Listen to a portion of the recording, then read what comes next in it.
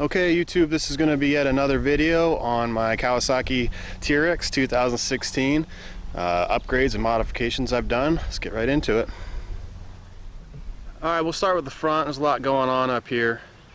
You'll notice the bumper probably right off the rip. That's a Super ATV bumper. It's diamond plate, significantly heavier than the stock one. And in my opinion, it's kind of a pain to put together. The design's really weird, especially for the winch. You got to put that winch on, you got to jump through all kinds of hoops to get it mounted, and the bolts are in really awkward places. I think it's a great bumper, I just think the design is lacking. As far as putting it together, it's a little bit of a pain, but doable. Also, you can see the Super ATV high clearance A-arms. The reason those are there is because I hit a tree passenger side and ripped the upper A-arm all to pieces, bent it all up. So I went ahead and upgraded everything. Those are stock axles. They're you can probably see on the driver's side I've got like pipe clamps holding the CV boots on. I don't think there's a drop of grease in any of those things, but they're working great. They're still solid, so I'm just waiting for them to blow out and I'll replace them. As you can see, I've got two LED lights. I forget which one's which. Oh, the inner is actually the Kawasaki kit, which comes with the two lights and the switch and a wiring harness. The outers I just recently put in. I got them from Amazon for like $100, and they're identical. And one thing to note is in almost all the descriptions where it says product fitment, it'll say these only go up to 2014. Well, 2014, 15, and 16 are all the same. They're probably the same up to date, I don't really know, but they're all identical. To figure that out, you can just pull up parts lists. Here you can see the winch. I've got a super winch cover on it. Bought that separately. I think it's pretty nice. When I power wash this or it rains or whatever, the water sits on the outside and you can take it off. It's dry on the inside, so it is somewhat water resistant, waterproof. We got a stopper here. You can get those from Amazon, eBay, wherever you want. $7-10. Here's a look at the Terra 45 Super Winch. And this is brand new, I haven't used this one, but my friend has this exact same winch on his, and it can pull anything out of anywhere. Here we have a look at the rear end. Again, Super ATV high clearance A-arms. One thing I want to mention about those is some people get confused. I was a little confused at first too. You might think they lift the buggy. They do not. They're just, all that high clearance means is that you got that bent shape, like you can see. And it does allow for a lot more clearance. I've noticed a huge improvement. And now I have currently installed in the rear, I have the Rhino axles, which I got from Super ATV. And there's not much I can say about them. I've only had 3 or 4 rides with them, but they seem rock solid. They're supposed to allow for more articulation, like you can go at a steeper angle without blowing out your CVs. So far so good. You may have seen in one of my previous upgrade videos that I had a guard. It was the Kawasaki brand guard that's supposed to be made for these, and it's absolutely junk. I would not recommend buying that. If you want a guard, I'd recommend looking elsewhere or making your own, or not even run one. As long as you have a bumper, I don't see a whole lot of need for a guard unless you accidentally back into a tree stump or something, which my buddy actually did. But they were just a pain. They had a lip, kind of like they came out here, and they're made out of like 1/8" soft steel, and they caught everything when you were going through the woods. If you clipped a tree a little bit, and it just ripped one of them completely off. And I said, screw it, I got rid of them. I don't run them anymore. But what I did do is I got a brute force reverse LED kit, and that works out. It worked out really good because those lights actually fit in the holes that I had drilled. The mounting holes that I had drilled here and here, those were actually for the guard, and these just fit right in. I did have one issue though. I believe it was this one right here. The housing of this is aluminum, and it was touching the frame a little bit, and for whatever reason this light is shorted out inside somehow. So what happened was I had this grounding out my electrical system, and what that'll do is it'll cause your reverse light to go on and off up at the dash, and that causes all sorts of problems. So basically every time that light was shorting out against the frame, my reverse light would come on, whether I was in neutral, low, high, whatever. It would come on and cause all sorts of problems, as you can imagine. So the fix is underneath here, I just notched it out. I notched the frame out so that these cannot touch the frame. These do not touch any metal at all. They're completely insulated by plastic. And that's how you fix that if you run into that issue. And the interesting thing was, this light is the only one that would do that if you shorted it to ground. So something must be messed up with it. But since I got that workaround, I'm not going to worry about it right now. I modified the shifting setup here a little bit. Obviously I got a different knob there, but that's just for looks. I cut out all those tabs, and you'll probably read about this on the forums. People do this all the time. I didn't do a very great job. I still need to clean it up. And what this allows you to do is you can just slap this thing from low to reverse very quickly. You got to be careful though, because you can, if you're resting your hand on this while you're riding in low and you hit a bump or something, you can accidentally jam it into high. And even worse, I had this actually happen. I was in high and I rested my hand on this, and the weight of my hand actually slammed it into low, which is supposed to be really bad for these things. So now I'm extremely cautious with that. It's the only bad thing I can see about doing this mod. But other than that, it is absolutely 100 times better without all those notches and having to do this crap and move it all around. And last but not least is I've got new LEDs in here. There's a strip on that side. There's a strip on, this back side here behind me, right up under here. And there's two. There's one here, and then there's another one. So 4 total. There's one down there. I'll give you a demonstration on that, but here in a minute. But here, it comes with, I got this from Amazon for 40 bucks, I think. It comes with a remote. You can do all these weird things. And one thing that I was really surprised about it, I got some comments on one of the videos when I was showing lights, where someone was like, "Oh, I can't believe you put lights on it. It's such a, powerful boss machine, and you're putting these lights on it." To that person, what difference does it make if you have lights or not? It doesn't affect how this thing rides or what hills I can go up or any of that. They're just for looks. The other nice thing is they're usable when you're out on the trail and it's really dark. I can turn these on and I can see everything in my buggy. See in the back. You can see in my storage spaces to get straps out or whatever. If you got to tow somebody, or if you need to get in there to get a tire pressure gauge, some tools, whatever you need. To me, it makes sense to have lights. It doesn't make sense not to have lights. This is a really nice accessory to have for towing things behind you or hooking up straps to tow people out or whatever you got to do with it. It fits into the 2-inch receiver, and it's a clevis mount. If you look here at the front of the Teryx, you'll notice that the wheels are sticking out a little bit left to right. That's because I'm running 1.5-inch wheel spacers from Super ATV, and you have to run some sort of spacer. I think they say a minimum of 1 inch if you want to go with these high clearance A-arms, and you're running 12-inch rims, which that's what I'm running, is 12-inch beadlocks. So one thing I wanted to mention is originally I had bought 1-inch spacers from Super ATV, and I wasn't pleased with them, and here's the reason why. If you can imagine the spacer sitting out here, and then you put your lug nuts onto the hub so that it pulls the spacer against the wheel hub there. Well, the problem with the 1-inch spacers was that the lug nut actually protruded past the surface of the wheel spacer by about, 3 to 4 millimeters.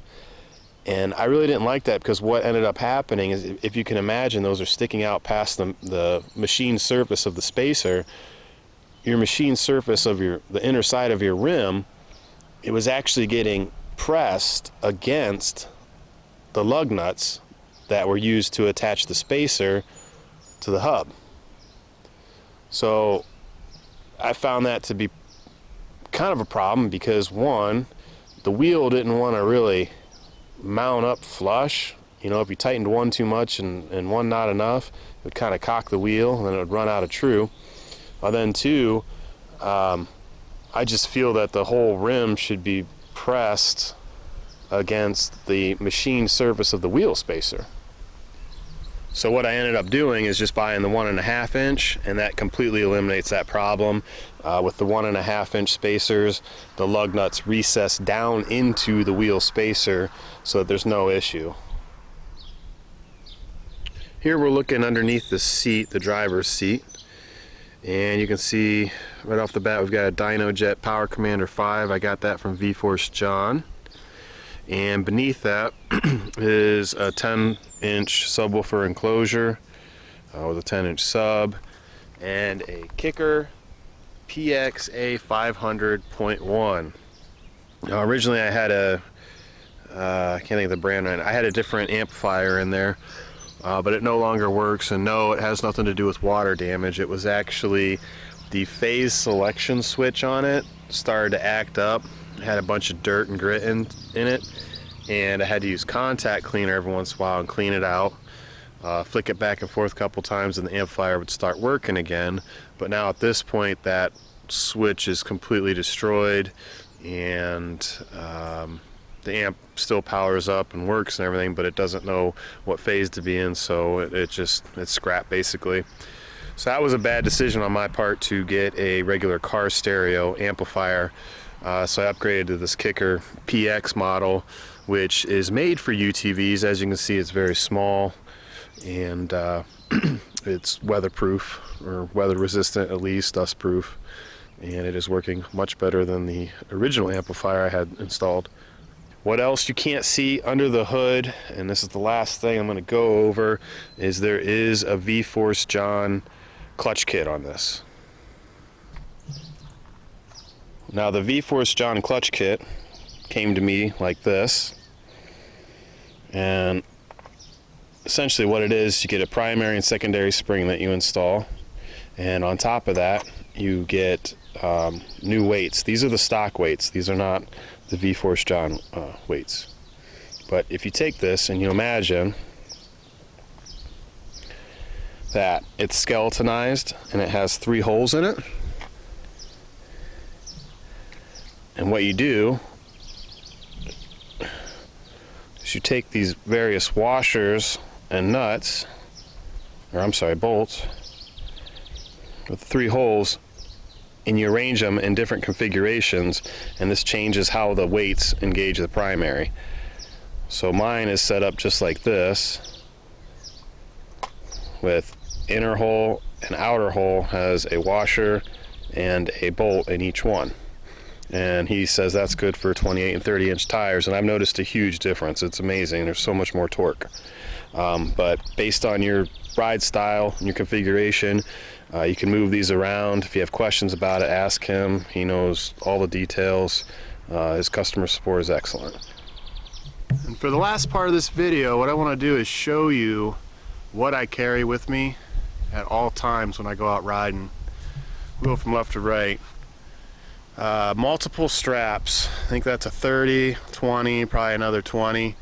The reason I carry so many is I end up hooking them together so that I can get up on flat ground or whatever and tow people out when they get stuck. Here, got multiple tree savers. I think there's 3 or 4 there. The one on the right's not really a tree saver, but those I use all the time too. Wrap it around a tree. You can wrap it around the A-arm of a buggy if you have to, just to keep it from getting all scratched up. Many other uses. Let's move over. Okay. Alright. You want to have, or at least I carry, multiple shackles or clevises, whatever you want to call them. So I've got a couple of the bigger, I think those are 2 inch. I got some smaller 1/2 inch ones.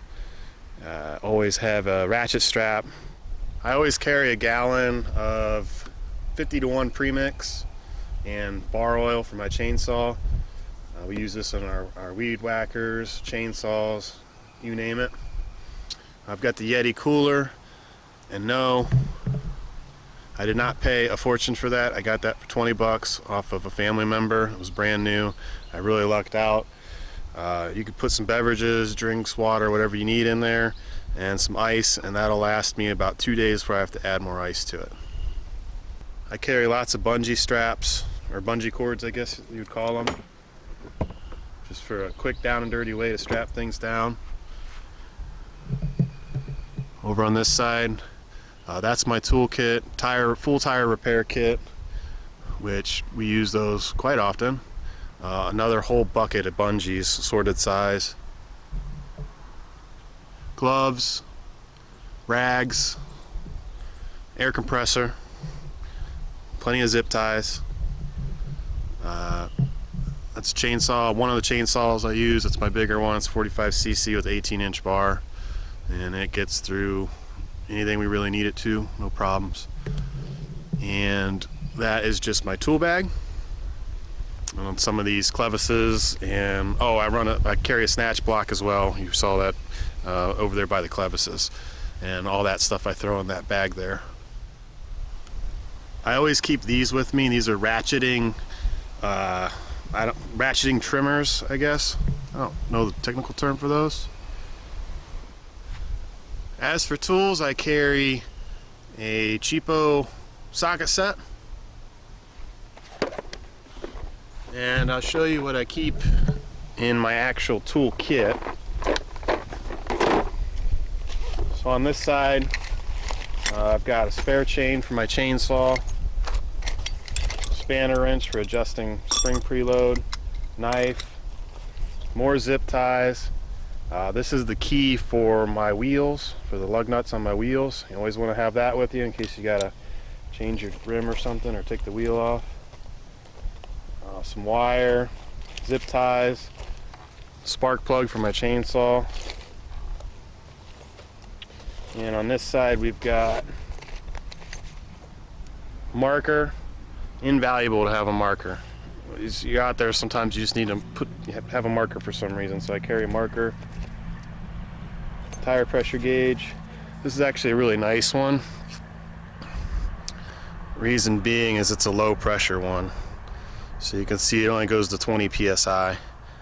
And as you know, if you're running beadlocks, we run low pressure 10, 7, 8, 9, 10 pounds. A little hex wrench. And there's another socket set with some Allens. Allens here. I think it's a 10, 12, and 14. About the only thing you need to work on anything metric. Wire brush. Okay, then this has got two sides to it.